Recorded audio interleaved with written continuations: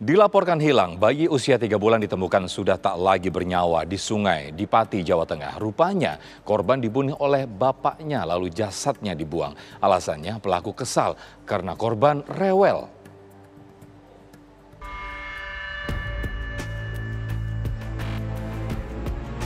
2 Mei lalu, jasad bayi berusia 3 bulan bernama Mazaya Keira El Naura ditemukan terbungkus plastik di Sungai Wangunrejo, Margorejo Pati, Jawa Tengah.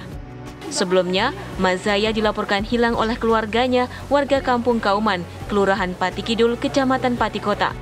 Awalnya, sang bapak Muhammad Soleh Ika Saputra mengaku anak pertamanya rewel sehingga ia mencoba menenangkan dengan mengajak naik motor. Dan ia meninggalkan bayinya dalam kondisi tertidur. Namun saat ia kembali ke rumah, bayinya telah hilang. Polisi tidak begitu saja percaya dengan keterangan pria berusia 20 tahun tersebut. Ada kejanggalan. Dan benar saja, terungkap, ternyata sang bapaklah yang membunuh bayi tersebut. Alasannya, sang bayi rewel. Berusaha menghilangkan jejak jasad bayi tersebut lalu dibuang ke sungai. Salah satu saksi kuncinya adalah sang ayahnya dari anak bayi tersebut. Dan kita dalami, kita lakukan pemeriksaan, dan setelah kita lakukan pemeriksaan, ada kejanggalan daripada keterangan yang diberikan oleh ayah anak tersebut.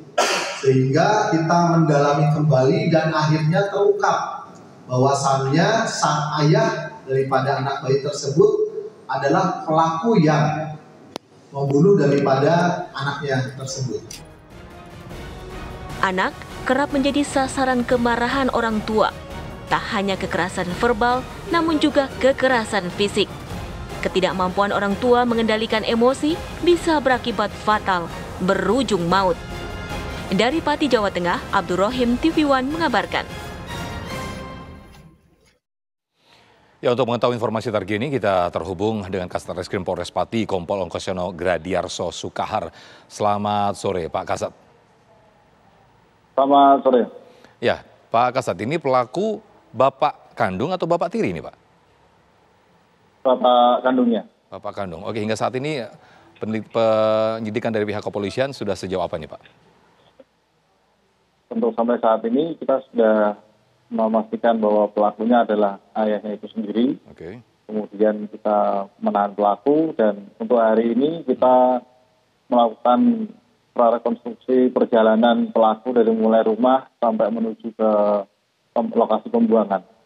Dari tahapan prarekon penelusuran rute perjalanan si pelaku ini, kita menemukan fakta baru yang bisa kita tambahkan, yaitu bahwa si pelaku ini sudah ada perencanaan sebelumnya. Jadi dia sudah mencari atau memetakan tempat-tempat sepi yang sekiranya itu cocok untuk dijadikan lokasi pembuangan. Ini si istri pelaku atau ibu dari korban saat kejadian ada di mana, Pak Kasat? Pada saat kejadian, ibu korban sedang beraktivitas di pasar atau di luar rumah. Ada berapa anak yang dimiliki ini, Pak?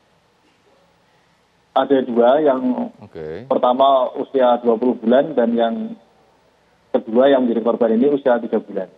Oh, jadi anak kedua yang jadi korban yang rewel ini, Pak, ya? Iya, betul. Oke, berarti saat kejadian untuk anak yang pertama saat itu ada di mana posisi, Pak?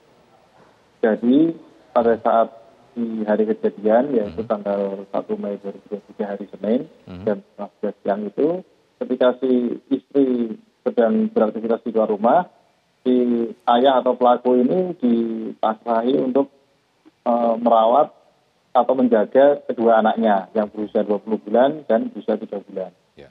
Nah, pada saat itulah kemudian si pelaku yang seharusnya menjaga kedua anak ini justru akhirnya membekap korban atau anak yang nomor 2 dan kemudian membawanya ke lokasi bersama dengan anak yang pertama sudah dibawa. Ya Allah. Itu waktu dibawa berarti sudah posisi sudah meninggal, Pak, ya? Anak yang kedua yang rewel ini, yang korban? Sudah. Jadi sebelum dibawa itu oleh pelaku, korban dibekap dulu sampai meninggal. Ya Allah. Lalu untuk adakah kelainan jiwa? Apakah sudah ada pemeriksaan berkaitan dengan kejiwaan, Pak? Kalau untuk sampai saat ini kami masih menilai bahwa pelaku ini secara penilaian kami normal ya, artinya dia bisa menjawab, bisa menuturkan apa yang dia lakukan secara runut. Oke, baik. Hanya saja memang apa yang dilakukan tergolong sadis. Tapi memang kalau keterangan dari pihak istri atau ibu korban, apakah sempat ada cekcok dengan pihak keluarga atau istri atau bagaimana, Pak?